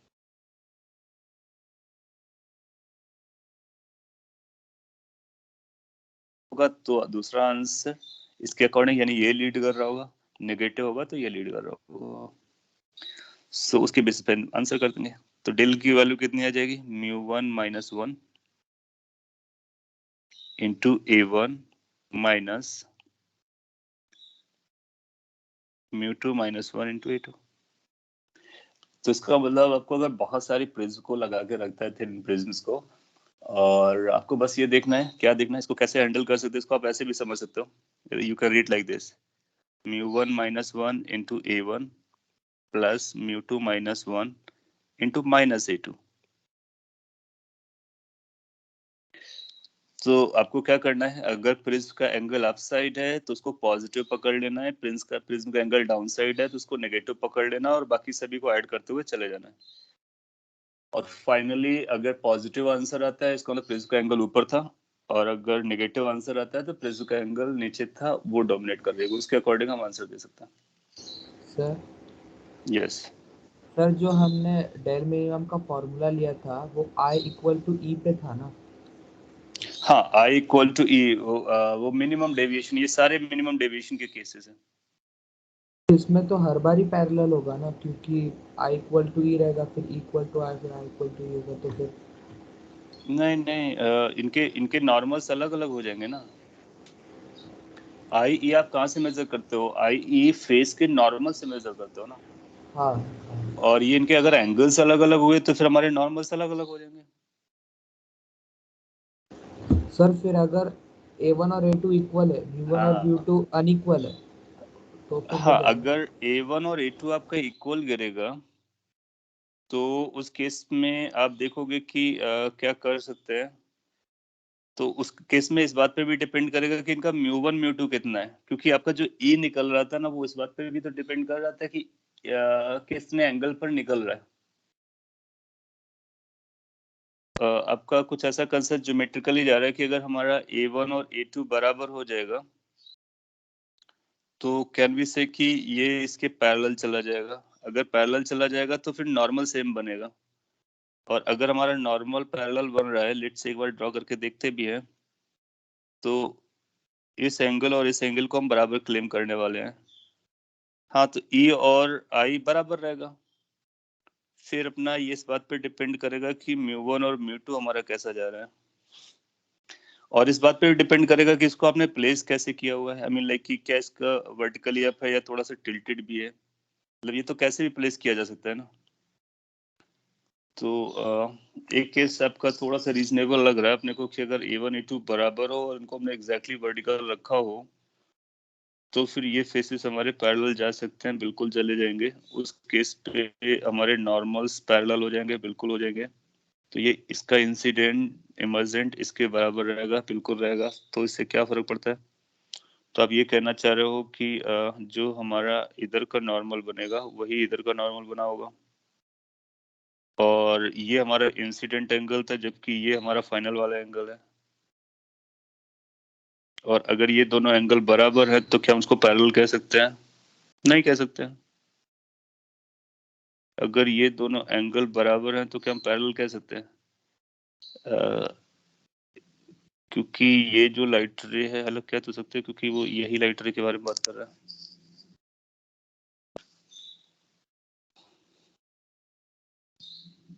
ये पॉइंट सोचनेबल है, क्योंकि उसके लिए फिर μ1 और μ2 बराबर होंगे तभी ये जीरो क्लेम करेगा, और ज्योमेट्रिकली ये क्लेम करता हुआ नजर आ रहा है।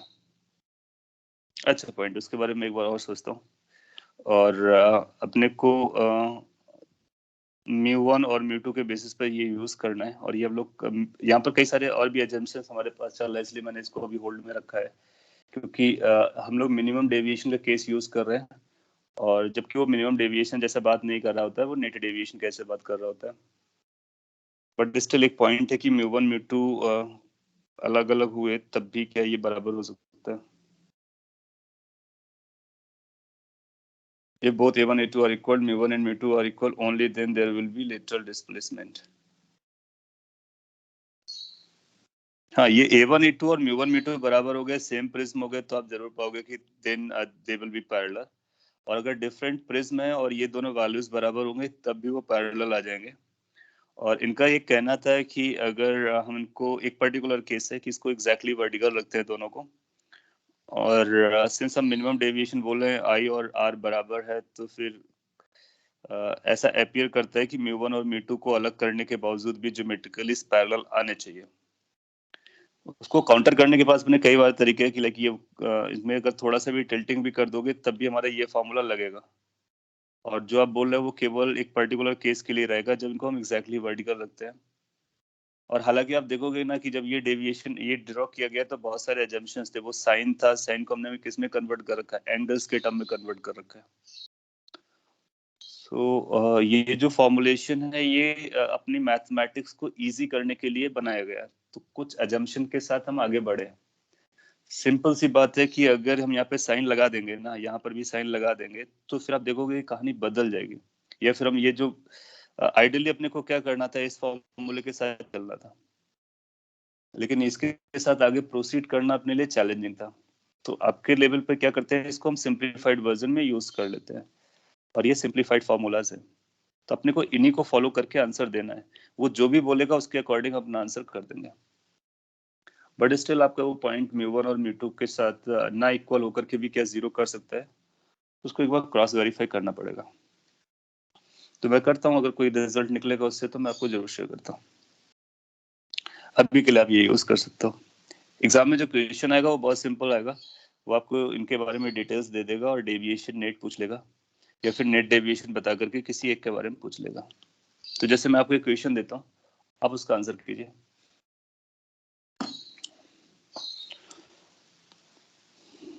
Example, it says, let's say a light ray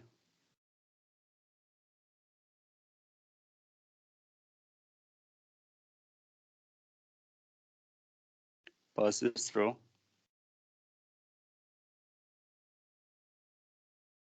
two prisms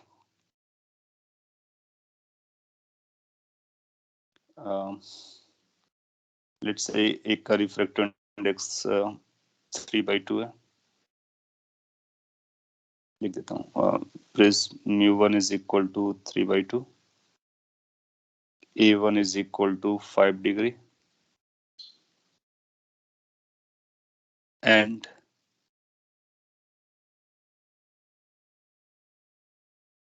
another of refractive index 5/2। ये 1/2 को हम हटा भी देंगे तब भी चलेगा। सो ये बेसिकली बता रहा है उसका रिफ्रैक्टिव इंडेक्स और प्रिज्म एंगल दिया गया है, और दूसरा है जिसका रिफ्रैक्टिव इंडेक्स 5/2 है, such that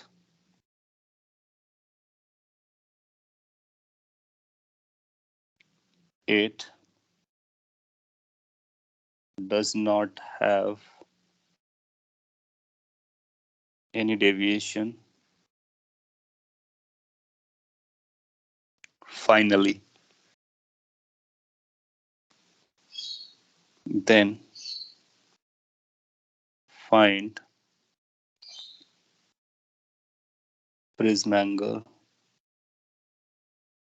of second prism। तो सेकंड प्रिज्म का प्रिज्म एंगल कितना रहा होगा ये अपने को पता करना है, और ये अनडेविएटेड जा रहा है, इसका मतलब नेट डेविएशन 0 हो गया। ट्राई कर सकते हैं।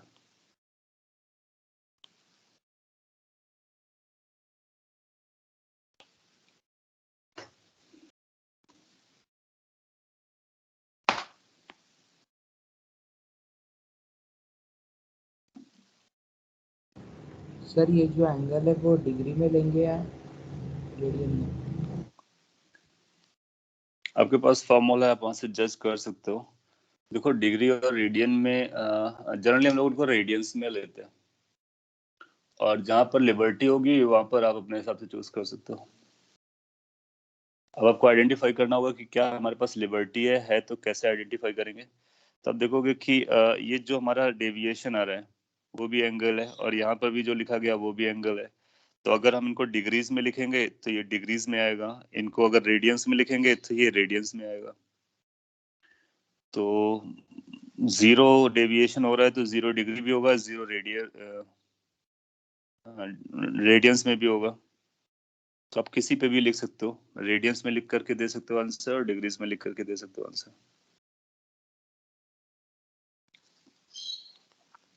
सो आप इस फॉर्मूले को, तो मैं अल्टीमेटली बोल देता हूँ, इस फॉर्मूले को यूज करने में आपकी चॉइस है, ए को डिग्रीज में भी ले सकते हो, रेडियंस में भी ले सकते हो, उसी अकॉर्डिंग आपका मिनिमम डेविएशन आ जाएगा। तो जहां भी हमारे पास ऑप्शन होगा वहां पे हम लोग डिग्रीज को यूज कर लेंगे। कैसे सॉल्व करेंगे, आप या तो प्रिज्म बना सकते हो, आपको आइडिया लग जाएगा। नो डेविएशन केस इसी में आएगा, इस केस में तो डेफिनेटली डेविएशन आते हैं क्योंकि एड अप होते हैं। या फिर आप ऐसा लिखो कि जो नेट डेविएशन होता है वो डेल्टा 1 प्लस डेल्टा 2 होता है। अच्छा, नेट डेविएशन अपने को 0 दे रहा है, ये μ1 - 1 I this A1 plus μ2 - 1 A2 भी लिखा जा सकता है, अगर प्रिज्म एंगल हमारा अननोन है तो। अगर बोलता है अपसाइड डाउन है तो फिर आप इसको माइनस से भी रिप्लेस कर सकते हो, या फिर आप इसको याद रखो तब भी आपका काम चलेगा। आप डायरेक्टली बोल सकते हो कि this number is equal to this number, चलता है, सारा कुछ चलता है। तो अगर मैं ऐसे प्रोसीड करूंगा तो हमको पता चलेगा कि अपना 0 बराबर किसके है, μ1 which is 3/2 - 1 into A1 5 degree है, प्लस μ2 5/2 है, -1, और A2 अपने को पता करना है। सो जब आप यहाँ से फर्दर सिंप्लीफिकेशन करोगे तो ये बनेगा half, that means 5/2 degree, plus यहाँ से अपने को मिलेगा 3/2, A2 must be equal to 0। तो A2 की वैल्यू अपने को मिल जा रहा है -5/3 डिग्री। माइनस आ रहा है, इसका मतलब क्या हुआ, माइनस आ रहा है इसका मतलब है दूसरा वाला प्रिज्म पहले वाले प्रिज्म के कंपैरिजन में अपोजिट होना चाहिए। That means they should not be in the same way, मतलब उनका ओरिएंटेशन ऐसा नहीं होना चाहिए सेम डायरेक्शन में, एक अपसाइड डाउन होना चाहिए। सो वो माइनस का मतलब है। और अगर आप वो माइनस को पहले रियलाइज कर लोगे तो आप ऑलरेडी माइनस लगा लोगे तो पॉजिटिव आएगा। अकॉर्डिंगली हम लोग आंसर कर सकते हैं। तो हमारा आंसर कैसा आएगा, हमारा आंसर आएगा कि जो प्रिज्म एंगल है, प्रिज्म एंगल हमेशा पॉजिटिव होता है, तो 5/3 डिग्री या फिर रेडियन या फिर जैसा भी क्वेश्चन पूछा वो करना है, और बोलेंगे अपसाइड डाउन होना चाहिए, दैट मीन्स अपोजिट डायरेक्शन में होना चाहिए। अगर वो अपसाइड थी तो ये अपसाइड डाउन होगी, मतलब अपोजिट साइड पर होगी, वो माइनस साइन बता रहे हैं। एंगल हमेशा हमको पॉजिटिव ही देना है अनटिल अनलेस क्वेश्चन उसको कुछ साइन कन्वेंशन अलॉट करता है तो। सो ऐसा क्वेश्चन एग्जाम में डायरेक्टली आ जाता है, आपको दो प्रिज्म दे देगा, डेविएशन 0 बोलेगा तो उसके अकॉर्डिंग हम लोग बात कर सकते हैं, और या फिर डेविएशन देगा तब भी हम लोग बात कर सकते हैं। प्रिज्म कैसे रखा होगा ये भी बताएगा, मोस्टली वो थिन प्रिज्म के बारे में बात करेगा। किस किस यूनिट में यूज करने angles, choice is totally yours to solve, to answer, it depends what the question demands for. तो उसके बेसिस पर अपने को आंसर देना है। अगर बोलता है डिग्रीज रेडियन से बताइए तो इसको आप रेडियन में कन्वर्ट कर लोगे। Got it? So this is how you are able to solve the question of thin prism, multiple prisms, और उससे प्रिज्म के फॉर्मूलाज को आपने लर्न किया। अब ये तो हुआ प्रिज्म के बारे में जो बेसिक इंफॉर्मेशन होती है कि कैसे उसको सॉल्व किया जाता है और क्या चल रहा होता है। प्रिज्म के साथ एक और इम्पोर्टेंट कॉन्सेप्ट है लाइट का, उसको हम लोग लर्न करेंगे अभी। तो अगर यहाँ तक कोई कंसर्न नहीं है तो हम लोग आगे बढ़ सकते हैं और डिस्पर्जन ऑफ लाइट के बारे में बात कर सकते हैं।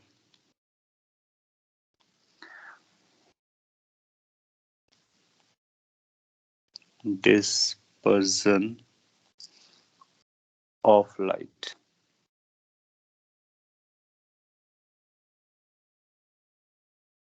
तो रिफ्रैक्शन रिफ्लेक्शन से थोड़ा सा आगे हम लोग बढ़ रहे हैं और लाइट की कुछ प्रॉपर्टी के बारे में सीखने की कोशिश कर रहे हैं कि लाइट डिस्पर्स होता है और उसका डिस्पर्जन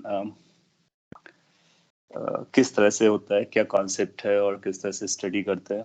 वो प्रिज्म में भी, प्रिज्म में हम लोग उसको बहुत अच्छे से ऑब्जर्व कर पाते हैं, किसी भी ग्लास पे भी ऑब्जर्व करते हैं, लेंस पे भी ऑब्जर्व कर सकते हैं, कई जगह पे ऑब्जर्व करते हैं। आपने जैसे रेनबो देखा होगा, रेनी डेज कलर्स अलग अलग दिखते हैं। आपने प्रिज्म कभी देखा होगा, लाइट उस पर डालते हैं तो 7 कलर में सेग्रीगेट हो जाता है, स्प्लिट हो जाता है। तो ये जो कलर्स में उसको डिवाइड होना होता है ना, इसी को ही हम लोग डिस्पर्जन कहते हैं। तो एज अ कॉन्सेप्ट क्या होता है, लाइट को अगर उसके कंस्टिट्यूएंट कलर्स में हम डिवाइड कर देते हैं तो उसको हम लोग डिस्पर्जन कहते हैं। जो हम लोग लाइट वॉच करते हैं, जो हमको दिखती है, बल्ब जलाते हैं तो एक व्हाइट लाइट मिलती है, ये जो व्हाइट लाइट है that is a combination of several colours, और वो एक साथ मिलकर के उसको व्हाइट बना के रखते हैं। तो अगर मैं इसको लिखूं कुछ एक दो स्टेटमेंट्स, फिर इसको समझाता। सो पहला तो ये पॉइंट है कि जो व्हाइट लाइट होता है उसके पास कलर्स होते हैं। So white light is combination of several colors।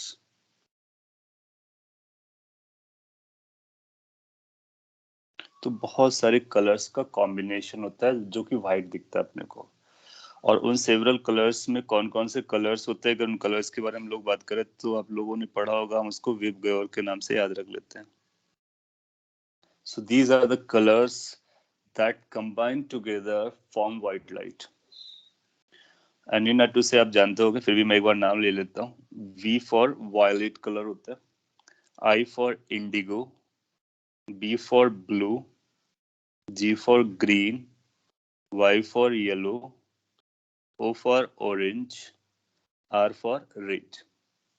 सो ये सारे कलर्स मिलकर के व्हाइट लाइट बनाते हैं। सो व्हाइट लाइट के कलर कंस्टिट्यूएंट्स में ये होते हैं। इसके बाद कुछ और जनरल पॉइंट्स है, फिर हम लोग डिस्पर्जन की डायरेक्शन लिखने वाले हैं। अभी हम लाइट के बारे में थोड़ा जनरल पॉइंट बोल रहे हैं। ये जो कलर्स ऑफ लाइट है ना, वो वेवलेंथ पे डिपेंड करता है। दैट मीन्स अगर हम रेड कलर के बारे में बात कर रहे हैं तो रेड कलर का अपना वेवलेंथ होता है, एक रेंज होता है जो जिसमें वो रेड कलर का दिखता है। अब रेड में भी कई सारे शेड्स होते हैं, आप जानते हो।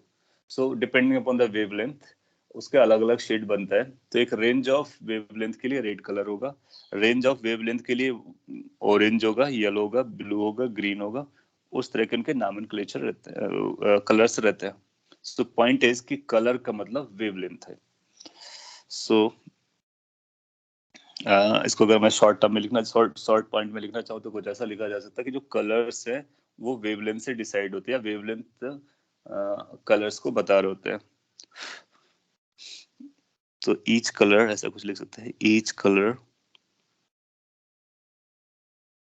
Represent some wavelength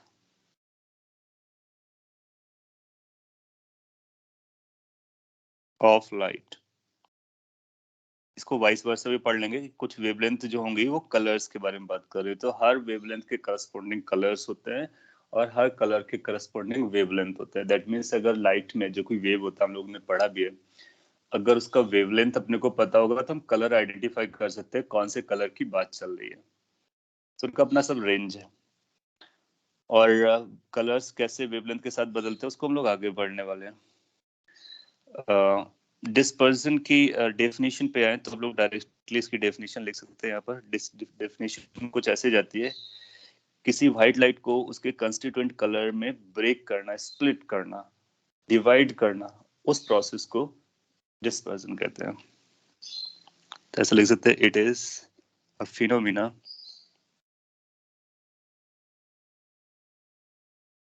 by which white light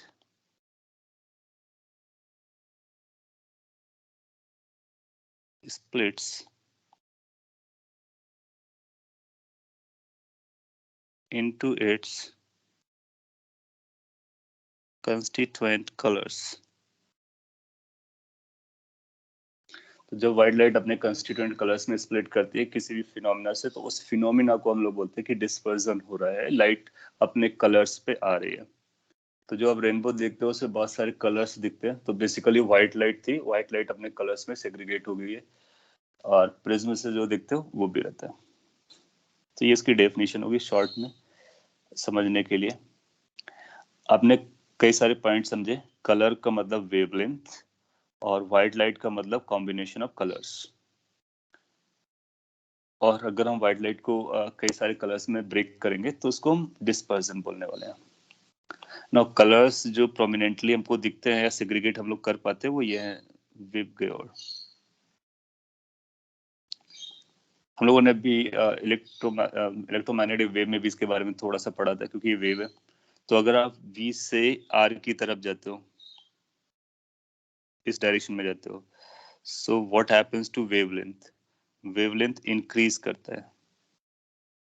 what is meant by this? इसका मतलब है वेवलेंथ, अगर आप वॉयलेट कलर का देखोगे तो वो छोटा होगा। वेवलेंथ अगर आप ब्लू कलर का देखोगे तो वो भी छोटा होगा। वेवलेंथ अगर आप रेड कलर का देखोगे, मैंने कुछ ही नाम लिखे हैं, आप सारे नाम लिख सकते हो। इसका मतलब इस ऑर्डर पर वेवलेंथ बढ़ता है। तो सबसे ज्यादा वेवलेंथ किसका होता है? रेड कलर का होता है। तो बेसिकली रेड कलर का अपना एक जोन होगा, उस वेवलेंथ में रेड कलर्स रहेंगे, डिफरेंट डिफरेंट शेड्स पे रहेंगे। लेकिन रेड कलर की जो वेवलेंथ होगी वो ऑरेंज कलर से ज्यादा होगी, और ऑरेंज कलर की जो वेवलेंथ होगी वो येलो से ज्यादा होगी, येलो की ग्रीन से ज्यादा होगी, और वायलेट की सबसे कम होगी। तो ये इस तरह से वेवलेंथ जाता है। फ्रीक्वेंसी को भी हमने देखा था, वेवलेंथ के अपोजिट चल रहा था। इसका मतलब है कि अगर हमारी ज्यादा वेवलेंथ है, लाइट रे में अगर आपसे ऐसा बोला जाता है कि लाइट रे है, हमारे पास लाइट है जिसमें लाइट की सबसे बड़ी वेवलेंथ अवेलेबल है, इसका मतलब है कौन से कलर को इंडिकेट कर रहा है? सबसे बड़ी वेवलेंथ मतलब रेड कलर को इंडिकेट कर रहा है। तो ऐसा हम लोग बोल सकते हैं। नाउ प्रिज्म से अगर हम लोग लाइट को डालते हैं, जैसे ये अपने पढ़ा था, स्टार्टिंग वाले केस को ले जाते हैं, जैसे ये हमने अगर ये व्हाइट लाइट चूज की होती तो आप पाओगे कि हमको एक लाइट नहीं मिलती है, बल्कि उसके डिफरेंट डिफरेंट कलर्स मिलते हैं, और इसी को हम लोग डिस्पर्जन कहते हैं। White light can be broken into various colours, और उसी को हम लोग डिस्पर्जन कहते हैं। कैसे ब्रेक होता है और कौन कौन से कलर्स आते हैं उनको और हम लोग डीप पे जाएंगे, तभी अपने को पता चला कि इन ये कलर्स आने वाले हैं और उनकी वेवलेंथ किस तरह से जा रही है, उसके बारे में बताया गया। इन पॉइंट को अगर आप समझ पा रहे हो तो हम लोग आगे बढ़ते हैं और समझते हैं कि ये किस तरह से अलग अलग कलर्स पे डिवाइड हो जाते हैं। सो नेक्स्ट स्लाइड पे जाकर के मैं एक पिक्चर बनाता हूँ और थोड़ा आपको सोचने के लिए फोर्स करता हूँ, फिर एक्सप्लेन करता हूँ। लेट्स से ये प्रिज्म है, और लेट्स से हम लोगों ने व्हाइट लाइट को इंट्रोड्यूस किया। व्हाइट को यहाँ पे बनाएंगे तो दिखेगा नहीं, इसलिए मैं अभी कलर तो डिफरेंट चूज कर रहा हूँ, बट ये हमारे लिए व्हाइट लाइट है, ऐसा आप मान के चलोगे। तो अगर एक लाइट रे इंट्रोड्यूस किए तो एक लाइट रे हमारी इस तरह से जाती है, सिंगल लाइट रे, और ये इस तरह से। इससे पहले भी जितना हम लोगों ने किया था, जैसे कि मैं उस पर आता हूँ फर्स्ट फिगर पे, ये फिगर थी, ये जो लाइट रे हम लोगों ने इंट्रोड्यूस की थी ये सिंगल कलर की थी, तो इसको हम लोग बोलते हैं ये मोनोक्रोमेटिक है। Monochromatic light. मोनोक्रोमेटिक लाइट का मतलब होता है इसकी वेवलेंथ सिंगल वेवलेंथ है। सिंगल वेवलेंथ है, दैट मीन सिंगल कलर की है। ये अगर ये ब्लू कलर की है तो ये ब्लू कलर की रहेगी। I mean like it's not a white, if it is red so it's a red, so that's called monochromatic. Monochromatic means single color, और white light means combination of colors. तो जितना भी हम लोगों ने ये सब पढ़ा है, सारे में केसेस में मोनोक्रोमेटिक लाइट को यूज किया गया था। अब हम लोग क्या कर रहे हैं, हम मोनोक्रोमेटिक लाइट ना यूज करके व्हाइट लाइट को यूज कर रहे हैं। जब आप व्हाइट लाइट यूज करते हो तो आप पाओगे कि जो आपको आउटपुट मिलता है वो एक लाइट रे नहीं मिलती है, जबकि आपने इंट्रोड्यूस एक ही लाइट रे की थी, और आपको मल्टीपल लाइट रेस मिलती हैं और अलग अलग कलर्स की मिलती हैं।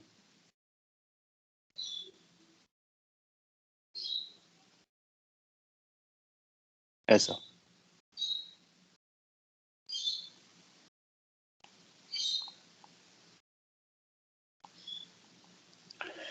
और अगर आप यहाँ पर कोई स्क्रीन लगाएं, यहाँ पर ऐसे स्क्रीन लगाएं, so that you can see कि लाइट अगर उस पर फॉल करेगी तो अपने को कलर्स नजर आएंगे। तो आप देखोगे कि ये आपको वी नजर आएगा, विबग्योर के ऑर्डर पे नजर आता है। तो इस तरह से अपने को कलर्स अलग अलग मिल जाते हैं। सिंस आप प्रिज्म के बारे में पढ़ चुके हो तो इसलिए थोड़ा सा फोर्स करना बनता है सोचने के लिए, और टाइम भी हो गया वैसे आपका, तो इसको आप सोचेंगे और नेक्स्ट क्लास में हम लोग बात करेंगे। व्हाइट लाइट को आपने इंसिडेंट कराया और ये कलर मिलते हैं, that's a reality. Now we want to explain this. जब इसको एक्सप्लेन करने के लिए आप चलोगे तो आप देखोगे कि यहाँ से एक नॉर्मल ड्रॉ करोगे आपका एक इंसिडेंट एंगल है, और फिर आप यहाँ पर एक नॉर्मल ड्रॉ करोगे तो आपको इमर्जेंट एंगल एक नहीं मिलेंगे, आपको कई सारे इमर्जेंट एंगल मिलेंगे, अलग अलग इमर्जेंट एंगल मिलेंगे। सो आपको एक म्यू दिया गया था, एक ए दिया गया था, एक आई दिया गया था, आपको अलग अलग ईज क्यों मिल रहे हैं? रेड के लिए अलग ई मिल रहा है, येलो के लिए अलग ई मिल रहा है, डिफरेंट डिफरेंट ई मिल रहे हैं। So what could be the reason for getting different ease or emergent angle by having one incident angle, one refractive index, one apex angle और prism angle? और अगर अपने को ये पता चल जाएगा तो फिर हमको ये पता चल जाएगा कि किस वजह से अलग अलग कलर पे सेग्रीगेट हो रहा है, कौन कलर वायलेट ही नीचे क्यों आ रहा है, वायलेट ऊपर क्यों नहीं आया, ये ऑर्डर क्यों कैसा है, वो सारी बातें पता चल जाएंगी। तो इसको हम लोग डिस्पर्जन ऑफ लाइट बोलते हैं। नेक्स्ट क्लास में हम लोग इसको समझेंगे कि ये किस तरह से डिफरेंट डिफरेंट कलर्स में डिवाइड होता है। सिंस टाइम हो गया है तो आज के लिए हम लोग इतना ही रखते हैं। कोई क्वेरी हो तो आप पूछ सकते हो। यस सर ये जो डिस्पर्जन है ये बस प्रिज्म में ही क्यों होता है, लेंस में भी तो हो सकता है दो बार? सब जगह होता है ये, लेंस पे भी होता है, प्रिज्म में भी होता है, जहां पर भी ये लॉजिक लगेगा जिसकी वजह से ये क्रिएट हो रहा होगा यहाँ पर। तो जो लॉजिक आप सोचने के लिए मैंने आपको बोला है, आप उस लॉजिक को अगर कनेक्ट कर पाओगे या नेक्स्ट क्लास में जो मैं बताऊंगा तो आप पाओगे it happens everywhere. I mean like जहां पर वो कंडीशन मीट करेगी। आपने देखा होगा कई बार आप मिरर से भी बना लेते हैं, और लेंस में इनफैक्ट आप लेबोरेटरी में देख सकते हैं कि लेंस में भी आपको अलग अलग कलर की इमेजेस मिलती हैं। तो हम व्हाइट लाइट अगर इंट्रोड्यूस करते हैं तो हमको सिंगल इमेज नहीं मिलती है, हमको डिफरेंट डिफरेंट कलर की अलग अलग इमेजेस मिलती हैं, बट वो इतने क्लोज बाय होती हैं कि हमारी आई उसको डिटेक्ट नहीं कर पाती है। उसके लिए हमको डिवाइसेस चाहिए होती है देखने के लिए। अगर हम डिवाइसेस से देखेंगे तो हमको क्लियर दिखता है कि वायलेट कलर का इमेज अलग है, रेड कलर का अलग है, ब्लू कलर का अलग है। It happens in the lens as well. मैं एक्सप्लेन करूंगा नेक्स्ट क्लास में। और कोई क्वेरी हो तो आप पूछ सकते हो, otherwise that's done for the day. Okay, so आप इसका नोट्स बनाइए और नेक्स्ट क्लास में इसको हम लोग कंप्लीट करेंगे। और काफी इंटरेस्टिंग भी है, काफी अच्छा भी है, इम्पोर्टेंट भी है of course. Well that's all for the day. Thank you guys, see you tomorrow.